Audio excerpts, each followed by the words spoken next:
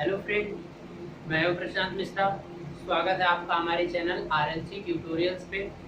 Friends, जैसा कि पिछले लेक्चर में हमने क्या स्टार्ट किया था कि कैरेक्टरिस्टिक्स ऑफ डीसी मोटर्स। ठीक है, तो जो कैरेक्टरिस्टिक्स थी उसमें हमने सबसे पहला क्या किया था, संट मोटर का पढ़ा था। वहाँ पर एक थोड़ा सा करेक्शन रिक्वायर्ड है इन प्रीवियस लेक्चर। ठीक है, लेक्चर नंबर जो भी था वहाँ पर एक आपको मैं बताना चाहता हूँ कि थोड़ा सा वहाँ पर इम्प्रूवमेंट की ज़रूरत है। देखिए, एक्चुअल में जब मैंने कल का लेक्चर आपको लिया था तो शायद आपको ये पता होगा कि कुछ इस तरह से मैंने आई ए और यहाँ पर टॉर्क के बीच में रिलेशन खींचा था, और फिर यहाँ से इसके बीच में खींचा था आई ए और फिर वर्सेस स्पीड। तो मेरा कुछ ऐसे कांस्टेंट स्पीड पर तो ये मिला था और ये कुछ आर्मेचर रिएक्शन से मिला था, और ये फाइनली लोड कुछ इस तरह से। एक्चुअल में तो नो लोड टू फोल्ड, ये रेटेड अगर स्पीड है, ये अगर आई ए आपका रेटेड एम्पियर करंट है, क्लियर है, तो यहाँ से और इसके बीच में ये नो लोड स्पीड होती है, तो कुछ ज्यादा वेरिएशन नहीं देखने को मिलता। और ये तो आपका क्या मिला था, सीधे स्ट्रेट लाइन मिली थी, इट मींस लीनियर मिला था आपको। ठीक है, क्योंकि टॉर्क प्रोपोर्शनल टू इसके होता है फाई आई ए। तो यहाँ से जो टॉर्क प्रोपोर्शनल टू मिल गया था वो फाई तो कांस्टेंट, तो आई ए। कल ही थोड़ा सा जो मिस्टेक क्या हुआ था, मैंने आपको वेवफॉर्म बनाया था लेकिन फिर मुझे एलिमिनेट करना पड़ा था। देखो, जो एक्चुअल में पड़ेगा वो भी सेम इसी तरह का इक्वेशन मतलब पड़ता है आपको, इस तरह से स्लोप कम रहेगा। ये आपका टॉर्क ये मतलब आर्मेचर टॉर्क की बात हो रही है जब भी बात कर रहा हूं, और यहाँ पर क्या हो जाएगी, ये स्पीड यानी स्पीड यहाँ पर जब एन नॉट, क्योंकि जब टॉर्क जीरो होगा तो मतलब स्पीड क्या होगी, कुछ होगी। जीरो टॉर्क पे भी आपका स्पीड, वैसे टॉर्क जीरो कभी होगा नहीं, इसलिए एग्जैक्ट इसमें मिलेगा नहीं, क्योंकि ड्यू टू द टॉर्क थोड़ा सा लॉसेस की वजह से थोड़ा सा तो टॉर्क रहेगा ही, तो इसलिए ग्राफ एग्जैक्टली जीरो से स्टार्ट नहीं होगा। तो ये थोड़ा सा आपको करेक्शन करना है पिछले वाले लेक्चर में। आई होप आपको समझ में आ रहा है। देखिए, ये जो अभी आपके सामने कैरेक्टरिस्टिक्स मैंने बनाया है, ये है डीसी शंट मोटर का। ठीक है, अब अगर डीसी शंट मोटर का आप एक्सप्लेनेशन चाहते हैं तो मैंने आपको बताया था कि ये रिलेशन कैसे मिला था, तो इसका फार्मूला भी मैंने कल बताया था। लेकिन जेन्युइन जब मैं इस फार्मूले पे आया था तो यहाँ पर मैंने आपको केवल इतना लिख दिया था कि P is equal to T omega से, और यहाँ से मेरा जो n प्रोपोर्शनल टू किसके आया था, 1/t, यानी T प्रोपोर्शनल टू 1/s। तो फ्रेंड, ये जो फार्मूला होता है ये जनरल फार्मूला होता है, in the case of DC shunt motor नहीं होगा, क्योंकि हमने फ्लक्स को कांस्टेंट नहीं बनाया था जब हम दूसरे मेथड से वहां पर मैंने सॉल्व किया था। तो ये चीज तो यहाँ पर भी याद रखना कि देखो, इन दोनों से मिलाकर ये और ये प्लस इस दोनों को यूज करके ये बनाया जा सकता है। देखिए, जरा ध्यान से एक मिनट देखने की कोशिश करिएगा। When this current start to increases, the speed start to decreasing. When your current start to increasing, that one is start to linear. It means the torque and current is linear. So what is the relation between this one? This is a linear and this one is starting. So linear and past this graph, it will become like this graph. तो आप इस और इस graph को अभी यहाँ पे नहीं, आपके पास डीसी मोटर हो या डीसी कंपाउंड हो या डीसी सीरीज हो, सब में आप यही देखोगे कि इन दोनों का बना दोगे। मतलब ये वाला आपका क्या है, टॉर्क स्पीड और टॉर्क स्पीड और करंट, ये दोनों के दोनों आपको लगभग क्या आएंगे, सेम दिखने में, हर जगह क्या रहेंगे, सेम रहेंगे। तो अभी आप एज्यूम्शन लगभग क्या रहेगा, आप ये एज्यूम करके चलेंगे कि ये दोनों क्या होंगे, लगभग आपके क्या होंगे, नियरली सेम। तो अभी यहाँ भी हो गया है। अब जो मैं इस तरह का ग्राफ नहीं बनेगा, क्योंकि ये रिलेशन तो जेन्युइन रिलेशन है, तो इसे अभी यहाँ पर अप्लाई मत करिएगा डीसी शंट मोटर में। तो ये कुछ कैरेक्टरिस्टिक्स थे। ठीक है, चलिए, तो ये ग्राफ शायद मैंने पिछले में नहीं बनाया था। देखिए, जब टॉर्क जीरो होगा तो वहां पर स्पीड कुछ रहती है। ठीक है, अब वो स्पीड क्या होगी कि जो भी होगी, लेकिन अब क्या है कि टॉर्क अगर जीरो हो गया तो आप मान लो यानी स्पीड क्या होगा कि इसमें से ले ही लो, कोई प्रॉब्लम नहीं है, वो एजम्पशन आप छोड़ दो। एन नॉट होगी यानी जब टॉर्क जीरो तो आप बोलोगे स्पीड जीरो होना चाहिए, लेकिन स्पीड जीरो नहीं होगी, कुछ कांस्टेंट स्पीड होगी, क्योंकि ड्यू टू लॉसेस होगा और मोटर शंट मोटर है, तो आपका स्पीड मिलना ही मिलना है। चलिए इसे सेम बना दीजिए, ऐसे कोई प्रॉब्लम नहीं है, ठीक है। अगर ये सेम भी आप अप्रॉक्स करके ले लेते हैं तब भी कोई प्रॉब्लम नहीं है। मतलब जैसे जैसे टार्क इंक्रीज होगा स्पीड वैसे वैसे क्या होती जाएगी, कम होती जाएगी। जैसे जैसे आपके मशीन का टॉर्क बढ़ेगा वैसे वैसे स्पीड आपकी क्या होती जाएगी, कम होती जाएगी, क्योंकि टॉर्क प्रोपोर्शनल टू है आईए के बेटा, क्योंकि फ्लक्स कांस्टेंट है। अगर टॉर्क प्रोपोर्शनल टू आईए है तो आई की जगह टॉर्क भी लिखा जा सकता है, यानी इस पूरे एक्सिस को मैं यहाँ पे भी कन्वर्ट कर सकता हूँ। ये एक्सिस और ये एक्सिस सेम है, क्योंकि ये और एक दूसरे के क्या है, लीनियर है, मतलब तो इसलिए ये दोनों इस केस में ये असेंशन भूल जाइए अभी आप, उसको बाद में वो प्रैक्टिकली जब मशीन की बात होती है तो कि मतलब और ठीक है। आई होप इससे ज्यादा आपको यहाँ पर कोई भी जरूरत नहीं है। Is it clear? तो स्टंट की तो बात हो गई, अब चलिए हम सीरीज में चलते हैं। अब अप्रोक्सीमेटली ये जो टॉर्क है, ध्यान से देखिएगा ये रिलेशन जो लिखा है, torque proportional to IA. When I am writing this statement, then what is the meaning of this one? It means this one and this one will same. If you have taken the proportional, it means the equation of the proportional, then what is the meaning? You can change this axis and replace at the this axis. It means the torque, otherwise the current, it will provide a same graph.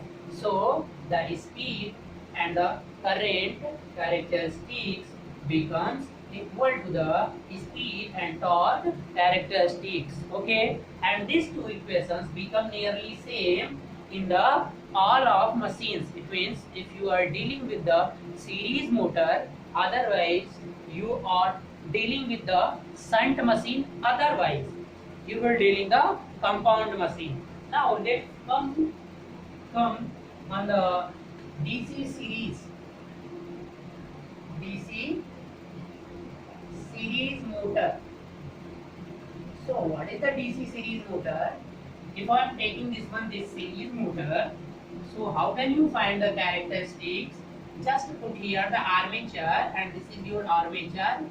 Okay, now here your series resistance, it means inductive coil, and here you will provide the supply.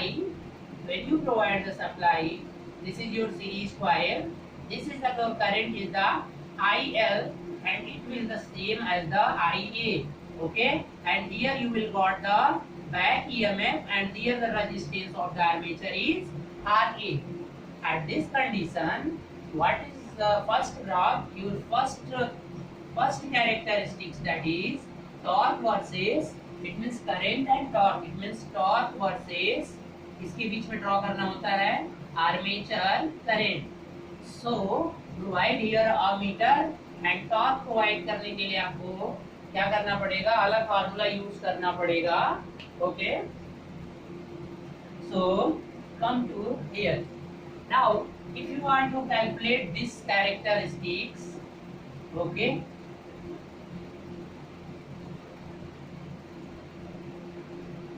so how can you find?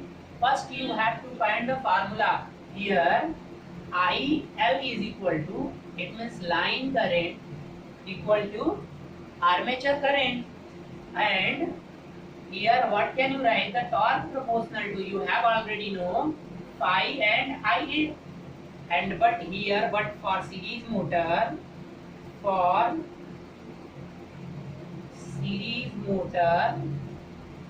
what is no, phi क्या है, यहाँ पर जो current इसमें जाएगी उसी से flux produce होगा, तो फाई जो है वो प्रोपोर्शनल टू किसके है, आई है के, ये पहले भी बताया था। तो इसको आपका जो टॉर्क होगा वो प्रोपोर्शनल हो जाएगा, फाई प्रोपोर्शनल टू आई है, तो यहाँ भी आई पुट कर दीजिए, so it will become I A का स्क्वायर। और इस तरह का रिलेशन आप कैसे ड्रॉ करोगे?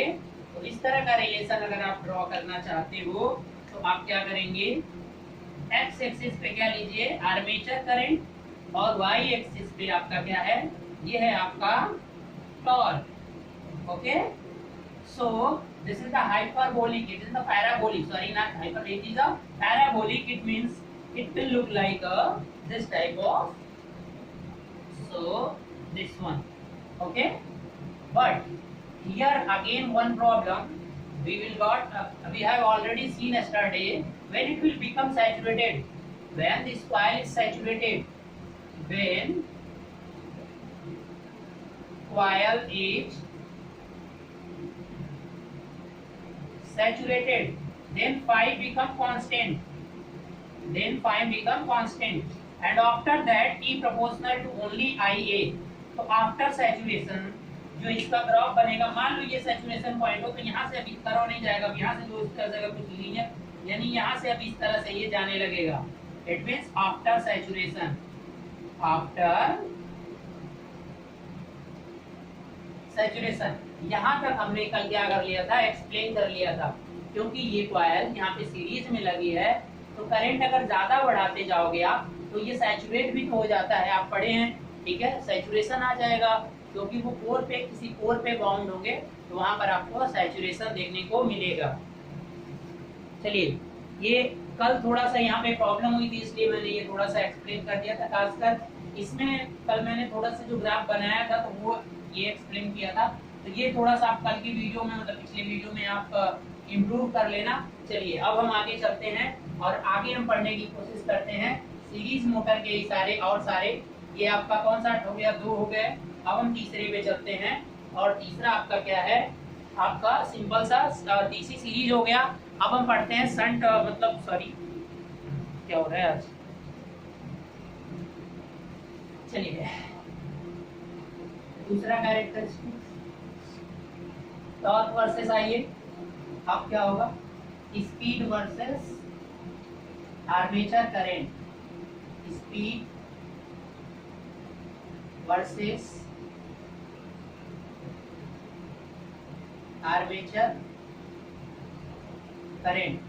चलिए, अब रिलेशन पहले फाइंड कर लें. डायरेक्ट अब ग्राफ को रटने की कोशिश करेंगे तो वो अच्छी बात नहीं है, ठीक है. आपका रिलेशन क्या होता है कि आपका जो स्पीड होता है वो प्रोपोर्शनल होता है EB and divided by phi.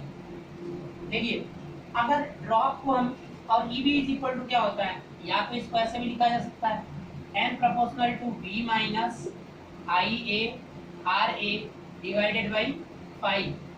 लेकिन जो EB में चेंजेस होता है वो क्या होता है, बहुत ही नेग्लिजिबल होता है, ठीक है.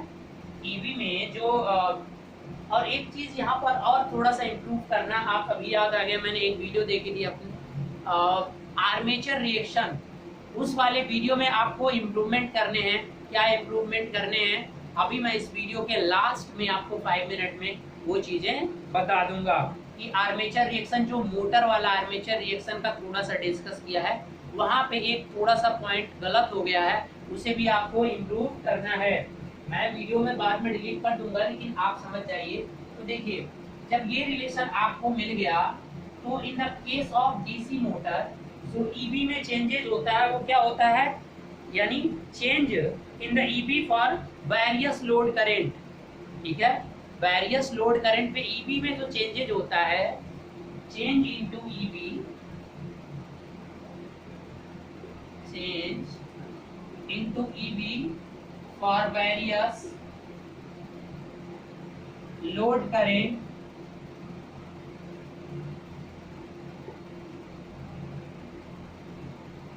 is small, so it can be neglected, so it can be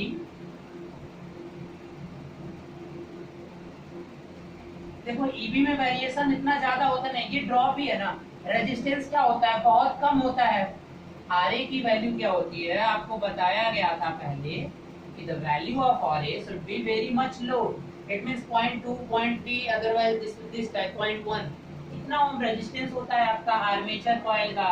तो उसमें आइए आपकी 10 20 50 जो भी जा रही हो, मान लो 50 है, ये 0.1 है RA, एक एग्जांपल लेकर बता रहा हूँ, और आपका IA मान लो 50 एम्पियर गया, तो फिर भी कितने वोल्ट का ड्रॉप होगा, ये IA RA ड्रॉप का कितना होगा, 5 वोल्ट।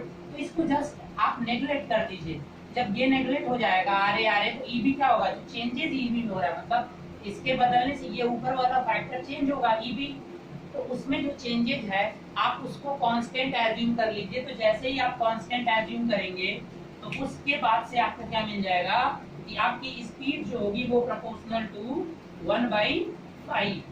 तो इसका मतलब क्या है कि speed directly proportional, inversely proportional यहाँ आ रहा है। तो अब इस तरह के रिलेशन में अब एक चीज और फाइंड करनी पड़ेगी। अब देखिए, अगर फ्लक्स को आपने 0 कर दिया, अगर फ्लक्स क्या हो गया 0 हो गया, तो आपकी स्पीड क्या हो जाएगी, क्या हो जाएगी, डेंजरसली बहुत हाई हो जाएगी। सो अगर फ्लक्स आप 0 कर रहे हो मतलब विदाउट लोड, अगर आपने मशीन को ऑन कर दिया, ठीक है ना, तो क्या हो जाएगा, इसलिए सीरीज मोटर क्या होगा, should be started with some load. ये एडवाइस दिया जाता है कि आपको डीसी सीरीज मोटर क्या करना होता है, विथ सम लोड के साथ आपको क्या करना है। अदरवाइज मान लीजिए कि अगर लोड आपने प्रोवाइड नहीं किया तो आपकी जो फ्लक्स की वैल्यू अगर मान लीजिए किसी तरह से बहुत कम हो गई तो स्पीड क्या हो जाएगी, बहुत हाई हो जाएगा। आप समझ रहे हैं ना, अगर आप लोड प्रोवाइड नहीं करा रहे हैं तो नो लोड करंट तो बहेगी। तो इसलिए देखिए, अब यहाँ पर मैं फिर से समझाने की कोशिश करता हूँ। सीरीज सर्किट बनी हुई है, आपको इसको मिटा रहा हूँ और सीरीज सर्किट को थोड़ा सा बड़ा करके मैं इसे बताने की कोशिश करता हूँ।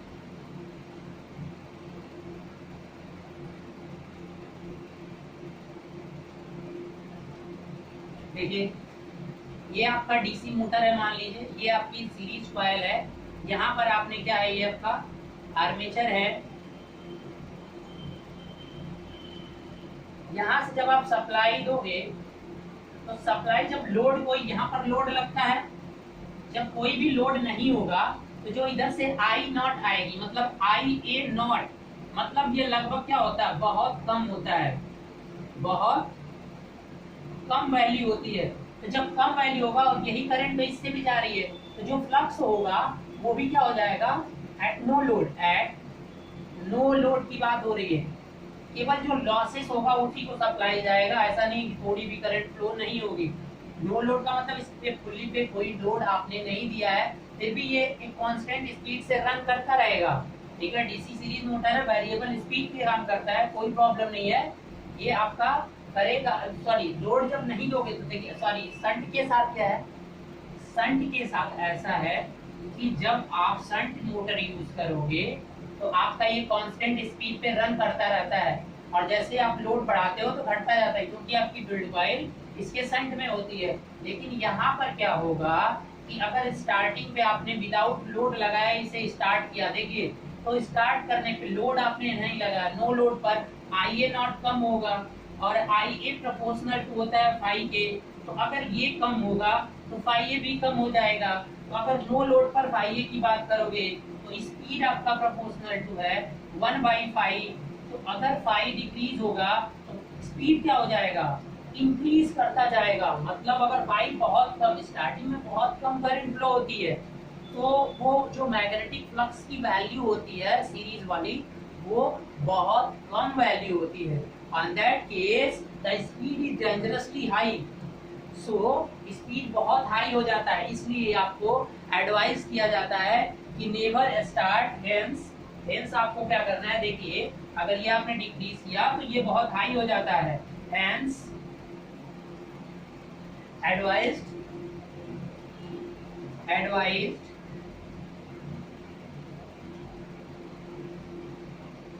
विदाउट लोड,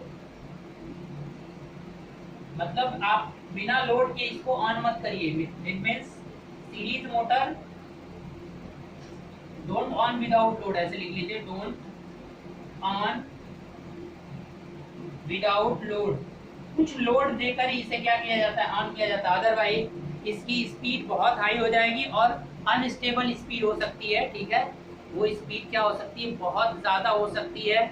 इसलिए कभी भी डीसी सीरीज मोटर को विदाउट लोड के स्टार्ट नहीं किया जाता है। ठीक है, ये बात याद रखना।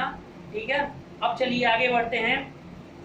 डैमेज हो सकता है आपकी, ठीक है, मशीन, क्योंकि सेंट्रीफ्यूगल फोर्स लगता है, ठीक है, वो बहुत ज्यादा हो जाएगा। तो इस वजह से क्योंकि जब मशीन कोई चीज रन करेगी ज्यादा स्पीड से तो एक सेंट्रीफ्यूगल फोर्स लगेगा और जिसकी वजह से मशीन क्या हो जाएगी, डैमेज हो जाएगी। तो ये क्वेश्चन ये भी आता है कि नो लोड पर अगर मशीन, सीरीज मशीन की अगर आप स्टार्ट कर रहे हो तो क्या होगा। तो स्पीड डेंजरसली बहुत क्या हो जाता है, हाई हो जाता है। तो देखिए अगर 0 कर दिया आपने, अब इसके बीच में हम ग्राफ ड्रा करते हैं। अब ध्यान से देखिए कि अगर आपका ये आई है, अगर आई है 0 हो गया, वैसे 0 होता नहीं है बेटा, ठीक है, इसलिए 0 की कल्पना, 0 हो गया तो फिर वो इनफाइनाइट पे पहुंच जाएगा, यानी स्पीड क्या हो जाएगी, इस पे अगर स्पीड को ले रहे हो तो स्पीड 0 पे इनफाइनाइट मतलब इधर से कहीं आएगा, और जब आइए जैसे जैसे बढ़ता जाएगा वैसे वैसे स्पीड क्या होती जाएगी, घटती जाएगी, क्योंकि अगर ये बढ़ता जा रहा है जैसे जैसे वैसे वैसे ये घटता जाएगा। तो अब इधर कुछ इस तरह से घटता जाएगा और एक कांस्टेंट वैल्यू जो रहेगी वो तो रहेगी। अब इस तरह से कुछ आपका ग्राफ इस तरह से आपको मिल जाएगा। तो इतना दूर बनाने की जरूरत नहीं, इसको सिंपल सा ऐसे कुछ इस तरह से करके आप बना दीजिए, ठीक है। तो इस तरह का ग्राफ आपका आइए मिलेगा, ठीक है। अब इस ग्राफ को देखने के बाद लग रहा है कि जब आर्मेचर करंट की वैल्यू कम होगी तो स्पीड ज्यादा होगा, और आर्मेचर वैल्यू की मतलब ये क्या है, कांस्टेंट स्पीड मशीन नहीं है, ये क्या है, वेरिएबल स्पीड मशीन है, वेरिएबल स्पीड मशीन। तो आई होप कि आपको ये चीजें समझ में आ गई होंगी, क्लियर है ना। चलिए अब हम आगे बढ़ते हैं।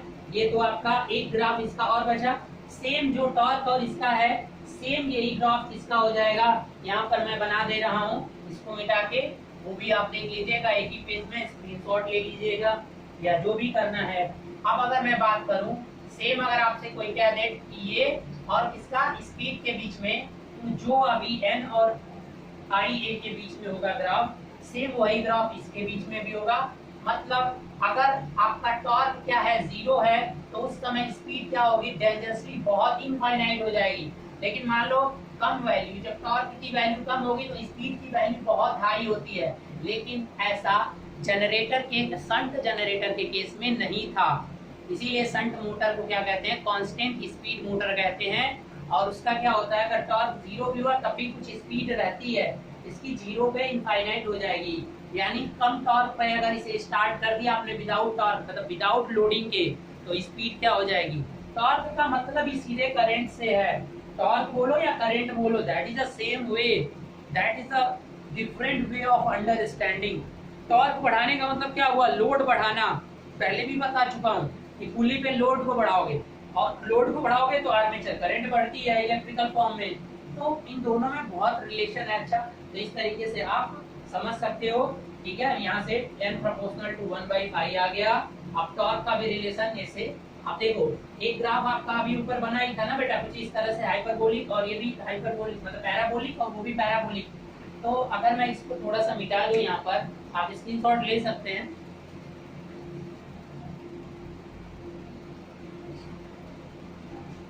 और अगर आपको इस ग्राफ में प्रॉब्लम है ये वाला समझने में, तो आप देखिए अभी ये ग्राफ आपके सामने था, ये आर्मेचर करंट और ये क्या था आपका टॉर्क, ये कुछ पैराबोलिक मिला था। इसको और इसको जब आप देखोगे कि जिस तरह से आईए बढ़ रहा है, यानी आईए बढ़ रहा है तो टॉर्क कुछ इस तरह से जा रहा है, और ये भी कुछ इस तरह से नीचे हो रहा है। इट मींस क्या होगा कि सुपर इम्पोज करेगा, और ये सेम अगर इसको एक रेफरेंस पे देखो तो कुछ इस तरह से हो रहा है, तो ये भी देखो सेम वैसा ही ग्राफ है। अगर इसको यहाँ से शुरू करो और ऐसे भेजो, इसको इधर से शुरू करके, तो it will the same look like. तो आपका ये आप इतना भी याद कर लीजिए, जिसको प्रॉब्लम हो रही हो, ये ग्राफ और ये graph, that will be the same graph. I hope you can understand this concept.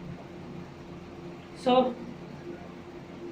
What is the advantage of this machine. अब हम बात करते हैं इस मशीन के सबसे ज्यादा इंपॉर्टेंस की। चलिए थोड़ा सा फास्ट बढ़ाते हैं स्पीड, अदरवाइज सारे के सारे अभी कंक्लूजन नहीं हो पाएंगे। अब यहाँ से सारी की सारी चीजें आप देख चुके हैं, अब बहुत आसान हो जाएगा आपके लिए। सीरीज कंप्लीट हो गया ना, तो फिर आसान हो जाता है, ठीक है।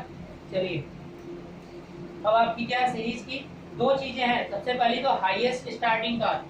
अगर स्टार्टिंग टॉर्क क्या होती है, दो चीजें यहाँ से कॉमन निकल कर आ रही है कि हाईएस्ट, सभी मशीनों में सबसे हाईएस्ट TST, सबसे हाईएस्ट स्टार्टिंग टॉर्क किसकी होती है, डीसी सीरीज मोटर की।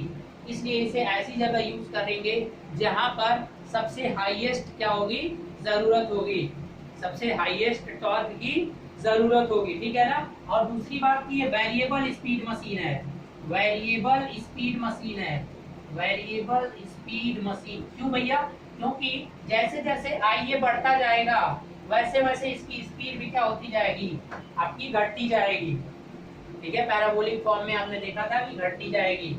तो ये दो चीजें आपको रखनी है। और डीसी शंट मोटर जो होता है वो आपका स्टार्टिंग टॉर्क इतना हाई नहीं होता है, मॉडरेट होता है, और वो कांस्टेंट स्पीड मशीन होती है, तो इसलिए उसका यूज वहां पर किया जाता है जहां पर आपको बहुत कांस्टेंट स्पीड पे चलने वाले मोटर्स की जरूरत पड़ती है। तो अब ऐसे हाईएस्ट स्टार्टिंग टॉर्क की जरूरत कहाँ पे पड़ेगी वो आप देख लीजिए। सो इट इज यूज्ड, कहाँ पे यूज होते हैं, सबसे पहला आपका कहाँ पे होता है, ट्रैक्शन सिस्टम में,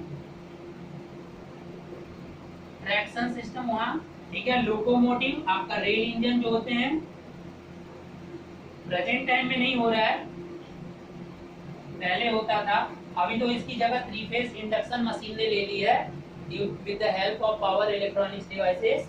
अब इसके बाद आपका क्रेन्स हो गया, ठीक है, रैपिड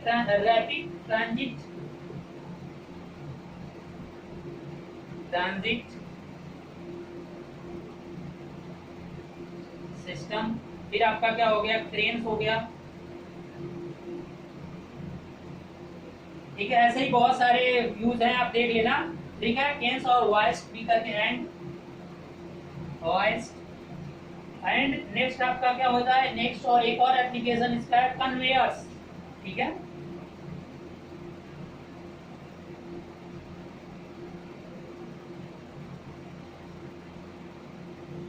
तो ये कुछ एप्लीकेशंस हैं जहां पर डीसी सीरीज मोटर का क्या किया जाता है, यूज किया जाता है। ट्रॉली भी इसमें आ जाएगा, ट्रॉली यहीं पे कर देना, ट्रैक्शन सिस्टम या तो लोकोमोटिव और ट्रॉली भी कर देना, ठीक है। जो ट्रॉलीज होती है ना, इलेक्ट्रिकल ट्रॉलीज जो लेकर सामान इधर से उधर शिफ्ट करती हैं, वो भी, क्योंकि वहां पर इन सब जितने भी हमने एक्सप्लेन किया, इन सारी जगहों पर आपको जरूरत होती है एक हाई स्टार्टिंग टॉर्क की, जो कि आप यहाँ से फाइंड आउट कर सकते हो। चलिए, आई होप आप समझ में आ गया होगा। अब हम चलते हैं आपका क्यूमुलेटिव मतलब कंपाउंड मोटर, और एक ही में अब हम सारे के सारे ग्राफ्स को एक में देखो। तीसरे ग्राफ को बनाने की जरूरत नहीं है, टॉर्क और स्पीड का सेम होगा, जो आपका क्या होगा, टॉर्क स्पीड और टॉर्क का होगा। तो जो तीसरा कैरेक्टरिस्टिक्स है अब वो मैं नहीं बनाऊंगा। अब यहाँ पर चीजें थोड़ा समझने की कोशिश करिएगा। अब कंपाउंड मोटर की बात हो रही है।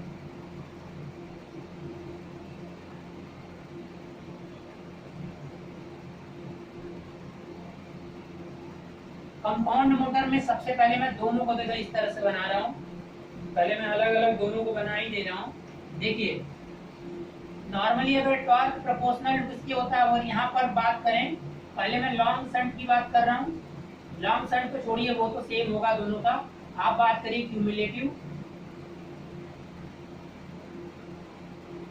क्यूमुलेटिव कंपाउंड, और आपका क्या होगा, डिफरेंशियल कंपाउंड,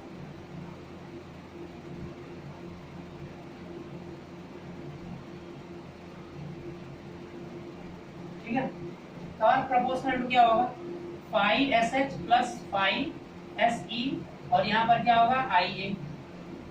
यहाँ पर जो टॉर्क प्रोपोर्शनल टू होगा वो भी फ्लक्स, यहाँ पर जो flux phi S H minus phi S E होता है, क्योंकि आपने पढ़ा है कि इस केस में क्या होता है कि दोनों फ्लक्स जब सपोर्ट करते हैं तो क्यूमुलेटिव, आप कंस्ट्रक्शन वाली वीडियो देख लीजिए एक बार।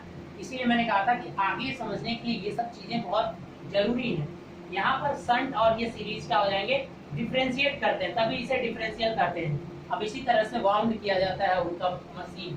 तो अब यहाँ से अगर ये मान लो कि ये जो भी फ्लक्स है ये इंक्रीमेंटल अगर दिख रहा है, अगर फ्लक्स लगभग कांस्टेंट, शंट वाला तो कांस्टेंट रहेगा, सीरीज में क्या होगा, थोड़ा सा वेरिएशन देखने को मिलेगा, बट जस्ट यू है विल इंक्रीज है, so this one is a flux, total will be become a flux. Series में थोड़ा सा वेरिएशन होगा, बट आप उसे क्या मान लीजिए, नेग्लिजिबल मान लीजिए।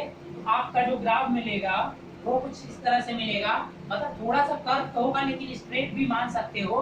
तो देखो आपकी जिस तरीके से आई ए इंक्रीज होगी तो वैसे वैसे आपका क्या हो जाएगा, टॉर्क भी क्या होता जाएगा, इंक्रीज होता जाएगा। अब ये जो इंक्रीमेंट है, आपको ये इंक्रीमेंट यहाँ पर, एक मिनट में एक और इम्पोर्टेंट चीज यहाँ पर थी, अच्छा छोड़िए उसे, ठीक है। चलिए अब अगर यहाँ पर ये चीजें देखनी है तो यहाँ पर क्यूमुलेटिव का जो ग्राफ होगा ना बेटा, वो कुछ क्या होगा, बस देखिए एक बार यहाँ देखना जरा ध्यान से, ये किसका होता है, ये संट का होता है। मान लो ये ऑपरेटिंग कंडीशन है, यहीं पे क्या कर रही है, ऑपरेट कर रही है, ये आई ए रेटेड करंट है, उस मोटर का इतना रेटेड है, इससे अधिक नहीं जा सकता, तो ये रेटेड टॉर्क बन जाएगा, यहाँ पर रेटेड टॉर्क होगा। तो यहाँ तक की ले लो।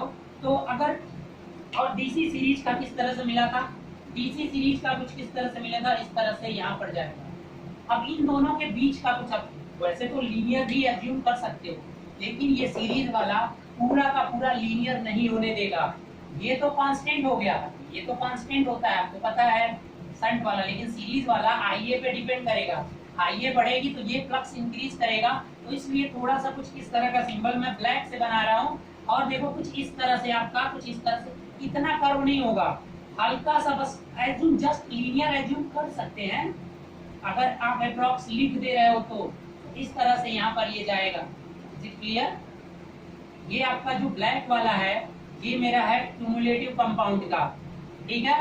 अब अगर एक ही में मैं सारे बना दे रहा हूँ, अब देखिए, अब डिफरेंशियल कंपाउंड की अगर बात करें तो डिफरेंशियल कंपाउंड में क्या होगा, ये टार्क इंक्रीमेंट का कुछ इस तरह से मिलेगा, क्यों, क्योंकि यहाँ पे फ्लक्स घटेगी, और जब बेटा कुछ भी अगर मान लो ये आपने कांस्टेंट मान लिया, तो टॉर्क प्रोपोर्शनल फ्लक्स अगर ये घट रही है तो ये क्या करेगा, सॉरी ये घटेगा तो ये भी क्या होगा, घटेगा। तो अब ये कुछ इस तरह का ग्राफ मिलेगा, मतलब जैसे जैसे करंट बढ़ेगी वो ऐसे वैसे ही क्या करेगा, और एक वैल्यू पे जाकर ये क्या हो जाएगा, फिर कांस्टेंट हो जाएगा, क्योंकि आईए साथ में बढ़ रही है, अब ये घट रहा है तो कहोगे सर घटना चाहिए, लेकिन वो फैक्टर एक साथ जब वैरी हो रहे हैं तो कुछ इस तरह का। अब यहाँ पर मैंने सारे के सारे मोटर्स का दिखा दिया, अब मैं यहाँ पर नाम लिख दे रहा हूँ और आप समझ जाना ये कौन सा है, ये डिफरेंशियल कंपाउंड है, ये डिफरेंशियल कंपाउंड, और ये जो ब्लैक वाला है ये क्या है, क्यूमुलेटिव, और ये जो देख रहे हो ये है आपका सीरीज, और ये जो है ये क्या है, संट। तो इस तरह से टॉर्क और स्पीड में क्या डिफरेंस होता है सारे के सारे मोटर्स में, वो आप समझ जाना, ठीक है। यहाँ पर जाकर ये कांस्टेंट होता है, ये जो टॉर्क होता है, यहाँ पर अगर मैं अलग से बनाना चाहूँ डिफरेंशियल का, तो आईए और टॉर्क क्या होगा, कुछ इस तरह से होता है, ठीक है। Due to this one is weakness, shunt minus कर रहा है ना, ये तो माइनस करने का मतलब ये तो कांस्टेंट और ये नेगेटिव हो रहा है, तो नेगेटिव होने का मतलब क्या है कि ये वाला जो ग्राफ आपको मिल रहा है ना, जस्ट उसका अपोजिट कर दीजिए, ये भी इतना नहीं आएगा, आप इसको थोड़ा सा और शॉर्ट कर सकते हो, आप कुछ इस तरह से कर सकते हो, यानी जस्ट इसका मिरर इमेज, क्योंकि यहाँ पे -5SC आ जाएगा ना बेटा, ये तो कांस्टेंट है और ये नेगेटिव, मतलब नेगेटिव का होगा, यहाँ माइनस साइन की वजह से अब जो ग्राफ इस तरह से बन रहा था अब वो ऐसे बनेगा, ठीक। ये भी समझ सकते हो अगर आप सिग्नल अच्छे से समझते हो तो, ठीक है। तो आई होप मैंने एक ही में सब कुछ बना दिया। अब अगर एक ही में आप क्या बनाना चाहो, मैं एक ही ग्राफ में सबका वो दूसरा वाला बना देता हूँ और आप समझ जाना। देखो डिफरेंशियल कंपाउंड, अब सबके एक कौन सा बचा, let's come on this point, this one is armature current and this axis is that one is your speed। देखो पहले तो यहाँ पर स्पीड होगी, ठीक है। अगर मैं बात करूं तो ये तो आपका नो लोड स्पीड है ना, ये आपका क्या होगा, ये संट है, और कम करो संट का, क्योंकि संट पहले तो रेटेड स्पीड डिसाइड करो, यहाँ पे मान लो रेटेड है, ये आर्मेचर करंट ये रेटेड है 10 एम्पियर 5 एम्पियर जो भी है मुझे नहीं पता। तो यहाँ पर क्या होगा कि अब ये रेटेड जो है इसको इस तरह से आप ड्रॉ कर लो, ये जो होगा ये किसका आएगा, ये संट, इस पॉइंट तक ये किसका है बेटा, संट का। आप पीछे पढ़ चुके हो।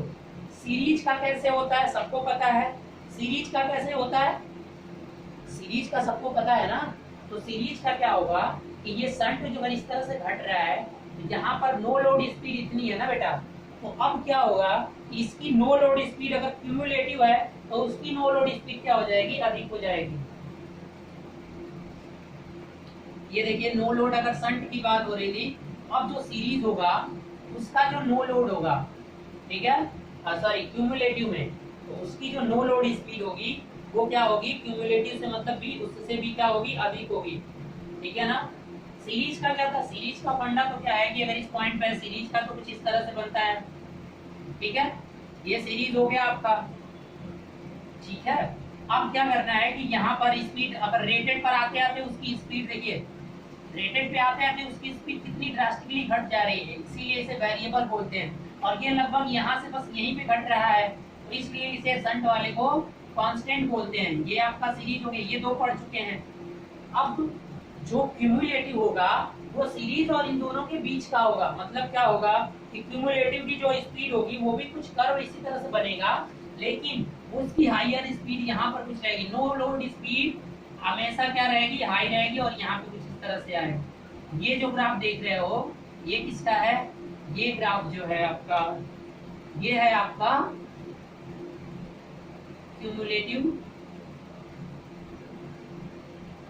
that one is cumulative compound machine। Is it clear? अब देखो, अब सबसे असली कहानी शुरू होती है कंपाउंड और दूसरे वाले के साथ। वहां पर क्या होता है बेटा कि अब इसके और स्पीड का अगर अलग से खींचोगे तो यहाँ पर क्या मिलेगा, स्पीड के साथ वेरिएशन देखने को मिलेगा, वो भी क्या, अपोजिट डायरेक्शन में, मतलब स्पीड क्या होगी, बढ़ेगी।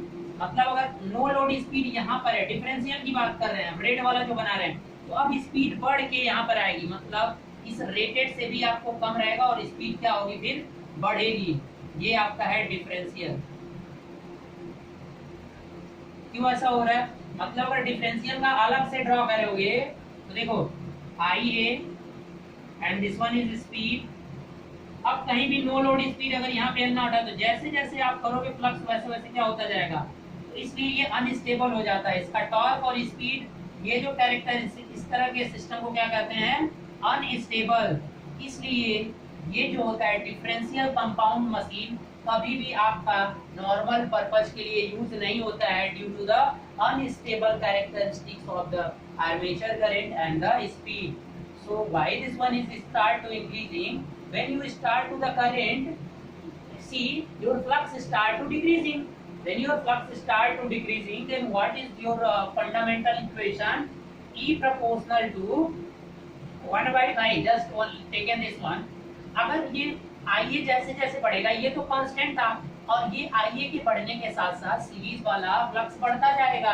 अब ये बढ़ने का मतलब क्या हुआ, ये जब बढ़ने का मतलब ये टोटल की वैल्यू घटती जा रही है ना, फ्लक्स घट रही है, इसमें से माइनस हो रहा है, तो अगर ये वैल्यू बेटा घटती जा रही है, अरे सॉरी ये तो n था ना यहाँ पे n, तो अगर ये वैल्यू घट रही है तो ये वैल्यू क्या होती जाएगी, इंक्रीज हो जाएगी। मतलब जब आपका स्पीड ये 0 होगा तब एक कांस्टेंट स्पीड यहाँ पर रहेगी कुछ ना कुछ, और जैसे जैसे आपका करंट बढ़ता जाएगा वैसे वैसे ये क्या होता जाएगा, बढ़ता जाएगा, क्योंकि आपका फ्लक्स घटता जाएगा तो स्पीड क्या होती जाएगी, बढ़ती जाएगी। तो इस तरह का ग्राफ अनस्टेबल होता है, तो इसलिए ऐसे मोटर जिसका ग्राफ कैरेक्टरिस्टिक्स इस तरीके का आपको मिल रहा हो तो अवॉइड करना चाहिए नॉर्मल एप्लीकेशन से। तो नॉर्मल यूज आप नहीं कर सकते हो इस तरह के मोटर्स का, ठीक है। तो इस तरह का मोटर बेसिकली यूज एप्लीकेशन नहीं होता है। किसका, डिफरेंशियल, इसका होता है, क्योंकि इसका आप देख रहे हो, इसके में क्या होता है, ध्यान से देखिए, ISH प्लस ये जैसे जैसे इंक्रीज होगा तो ये टोटल की वैल्यू इंक्रीज होगी, मतलब यहाँ पर जो है ये फ्लक्स इंक्रीज करेगा, जब ये इंक्रीज करेगा तो ये डिक्रीज करेगा। तो देखिए ये डिक्रीजिंग नेचर हो रहा है, इसीलिए क्यूमुलेटिव का डिक्रीजिंग नेचर है और इसका क्या है, इंक्रीजिंग नेचर है। तो इंक्रीजिंग नेचर अगर किसी का होता है तो वो अनस्टेबल हो जाता है, इसलिए ये मोटर कभी भी आपका क्या होता है कि नॉर्मल अब यूज नहीं किया जाता है, ठीक है ना। वैसे वेरिएबल स्पीड तो इनकी भी होती है, ठीक है ना, सॉरी इसकी वेरिएबल स्पीड है, क्यूमुलेटिव की स्पीड वेरिएबल,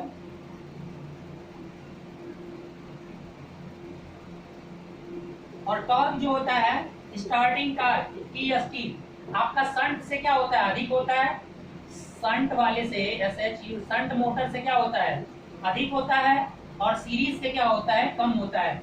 सीरीज से क्या होता है, कम होता है। ये चीज याद रखना कि जो क्यूमुलेटिव कंपाउंड मोटर होते हैं उनका इंटरमीडिएट टॉर्क होता है। इंटरमीडिएट टॉर्क मतलब क्या है कि अगर इसकी हम बात करें तो इसका जो टॉर्क स्टार्टिंग टॉर्क होगा क्यूमुलेटिव का, वो सीरीज से कम और शंट से ज्यादा होगा, क्योंकि ये वाला फ्लक्स उसे शंट की सीरीज की तरफ कार्य करने में हेल्प करेगा और ये शंट की तरफ। तो ये दोनों का मिक्सचर है। एक्चुअल में ये सीरीज और शंट का क्या है, मिक्सचर है। ये भी मिक्सचर है, बट क्या है कि इसके नेगेटिव होने की वजह से स्पीड और इसका कैरेक्टर अनस्टेबल हो जा रहा है, तो इसका एप्लीकेशन नहीं कहीं होगा। लेकिन क्यूमुलेटिव का ये टॉर्क और स्पीड कैरेक्टरिस्टिक्स ये डिकेइंग है, और इसका भी मतलब डिफरेंशियल का देखो, और ये और कम जो है वो सीरीज की तरफ से है। तो ये दोनों आपका यूज, तो इसके यूज कहाँ पे हैं वो आप देख लीजिए। देखिए आपको सीयर्स और पंचेज मशीन जो होते हैं वो यूजेस आप देख लीजिए, क्योंकि वीडियो अब 47 मिनट के बाद वैसे ही क्लोज रहती है। ये आप ड्रॉ कर लीजिए इसे।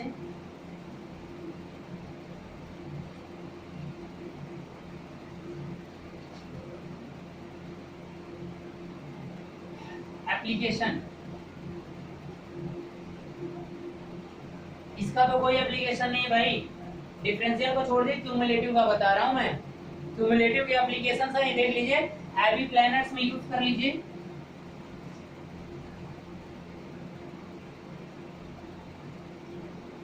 ठीक है, फिर आप इसको किस में यूज कर सकते हैं, देखिए अभी मुझे इतना, कन्वेयर्स में ये भी होता है, एलिवेटर्स में यूज करिए। एलिवेटर्स, ठीक है, और पंचेज मशीन होते हैं, पंच,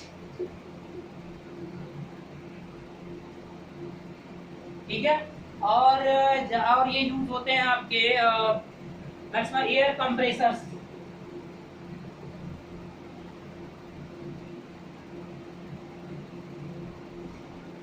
ऐसी जगह यूज होंगे जहां पर वेरिएबल स्पीड चाहिए होगी, क्योंकि ये वेरिएबल स्पीड होता है, और स्टार्टिंग टॉर्क भी थोड़ा सा हाई चाहिए। आप थोड़ा माइंड यूज करिएगा। ये ऐसा मोटर है जो दोनों के बीच की प्रॉपर्टी प्रोवाइड कराएगा, सीरीज और शंट का मिक्स प्रॉपर्टी। ठीक है, इसलिए जहां पर थोड़ा टॉर्क हाई भी चाहिए और वेरिएबल स्पीड भी चाहिए, ठीक है, तो वहां पर इसे क्या कर सकते हैं, यूज कर सकते हैं। ठीक है, और भी बहुत एप्लीकेशंस है इसके, आप और भी देख लेना। रोलिंग मशीन हो गया, रोलिंग मशीन, आइस मशीन में बोल रहा हूँ, आप लिख लेना। रोलिंग मशीन, आइस मशीन, और भी आपके बहुत सारे हैं यहाँ पर। ठीक है, ये तो मुझे देखना पड़ेगा। प्रिंटिंग प्रेसेस, तो ये सब भी हैं, आप देख लो यहाँ पर।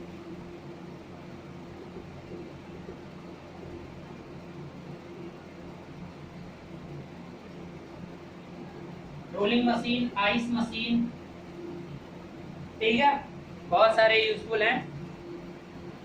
इस मशीन में जो FI/SH है वो क्या मेंटेन करता है, नो लोड स्पीड को मेंटेन करता है। नो लोड पे हाई स्पीड नहीं होगी इसकी। संट वाला होने की वजह से इस मोटर में स्पीड जो होगा वो स्टार्टिंग में हाई नहीं होगा। बात आ रही समझ में, ठीक है ना। देखिए इसका स्पीड और टॉर्क वाला कैरेक्टर क्यूमुलेटिव का कुछ इस तरह से बना है, ठीक है, ऐसे नहीं बना है सीरीज की तरह, ये सीरीज है। तो आई होप आपको समझ में आ गया होगा। और एक और चीज, ये अनस्टेबल तो हो गया, तो प्रैक्टिकल एप्लीकेशन के लिए यूज नहीं होता। और दूसरी चीज कि इसका स्पीड रेगुलेशन, ये भी पूछता है कौन से मोटर का स्पीड रेगुलेशन क्या होता है, नेगेटिव होता है। तो कौन सा ऐसा मोटर है जिसका स्पीड रेगुलेशन, एक SR लिख रहा हूँ, स्पीड रेगुलेशन इसका क्या होता है, नेगेटिव होता है, इसका डिफरेंशियल कंपाउंड का। ये बात याद रखना। और इससे एक और क्वेश्चन यहाँ से आता है कि ये जीरो भी हो सकता है, इसका स्पीड रेगुलेशन जीरो। और एक और क्वेश्चन यहाँ से बहुत बार पूछा हुआ है कि this motor operate reverse direction, this motor can operate reverse direction. बहुत इंपॉर्टेंट क्वेश्चन है, बस यही एक मोटर है जिसको रिवर्स डायरेक्शन में क्या किया जा सकता है, ऑपरेट किया जा सकता है। Okay guys, so I hope you can understand. अगर एक बार में नहीं समझ आया तो वीडियो को दोबारा देख लेना, और उसके बाद भी अगर नहीं समझ में आता है तो प्लीज आप बता देना, मैं फिर से वीडियो आपको दे दूंगा that have no any problem and no, एक बार रिकॉर्ड ही करना है, कोई प्रॉब्लम नहीं है। तो आप ये सारी चीजें अब देखो। टॉर्क और स्पीड का मैंने बताया था सेम होता है, तो टॉर्क स्पीड का मैं नहीं कहीं बना रहा हूँ, जो दूसरा वाला बना रहा हूँ आप सेम उसे कॉपी पेस्ट कर देना, ठीक है। तो अब गाइस नेक्स्ट टॉपिक है आपका, एक छोटा सा टॉपिक है परफॉर्मेंस कर्व, वो उसी में देख लेंगे क्या होता है, उसको बताना नहीं है। आप मेनली आपको देखना है speed control of DC motor series और शंट। ओके गाइस, तो ज़्यादा से ज़्यादा आप वीडियो को शेयर करते रहिए, और जो लोग देखते हैं एटलीस्ट लाइक तो कर दिया करो वीडियो, ठीक है। आप इस जो वीडियोस में प्राइवेट डालता हूँ, ये मुझे समझ में नहीं आता कि इसके व्यूज़ भी नहीं होते हैं, और आप लोग देखते हो कि नहीं देखते हो, मुझे कुछ पता ही नहीं चल पाता इसके बारे में, लाइक्स भी आप नहीं करते हो। तो प्लीज़ गाइज लाइक तो कर दिया करो, ठीक है।